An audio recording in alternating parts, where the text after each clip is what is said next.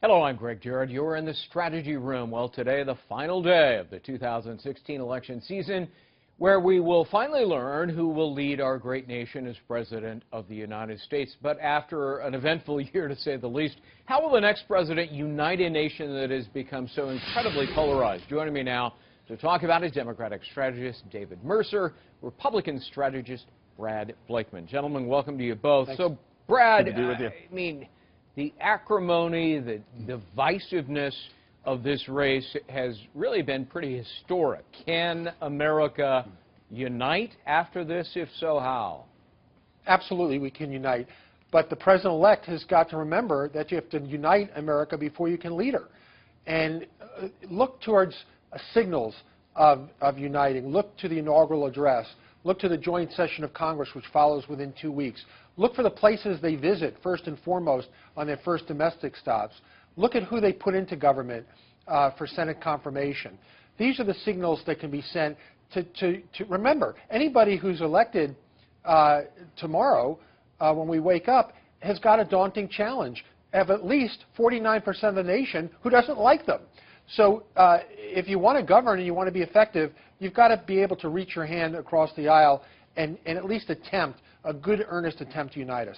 But, David, has this race really been a clarion call that Americans are yearning and demanding for change in Washington, D.C.?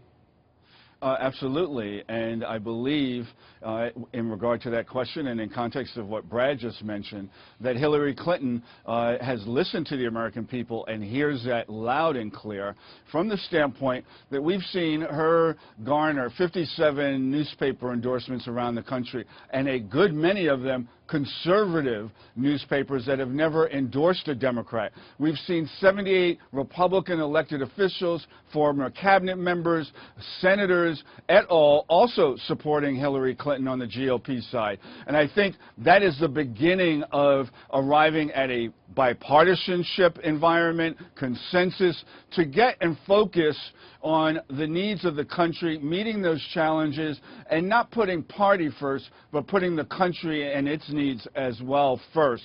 And I think that you will see that from day one, as you've seen it in her campaign and demonstrated in the results that she's achieving up until this point. Let's talk about lessons learned for the GOP, Brad.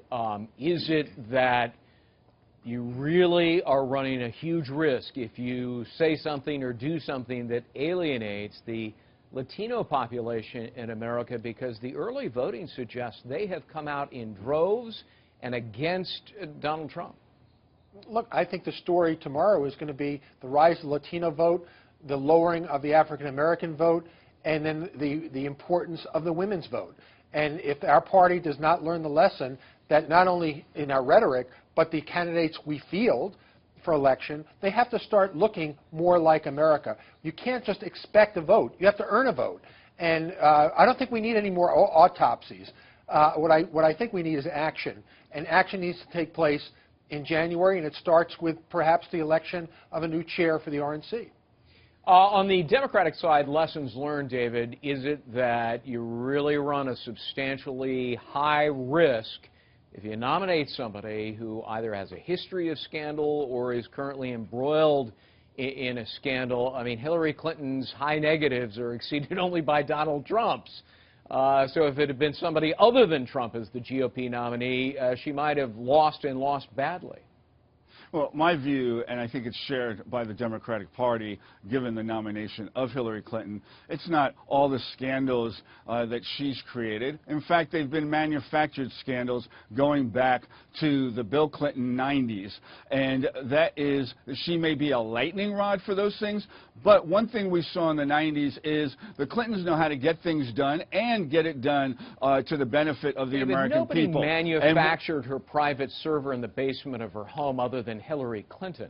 If I might suggest to you, through the millions and millions of dollars, through the investigation after investigation. And what do we have? We have just the other day, Sunday, with Comey saying it is not reopened and we are not going further. That doesn't mean it wasn't wrong. wrong. That is the end result. That was not a scandal other than it manufactured and prolonged, and just as Americans who because think if you she's say dishonest.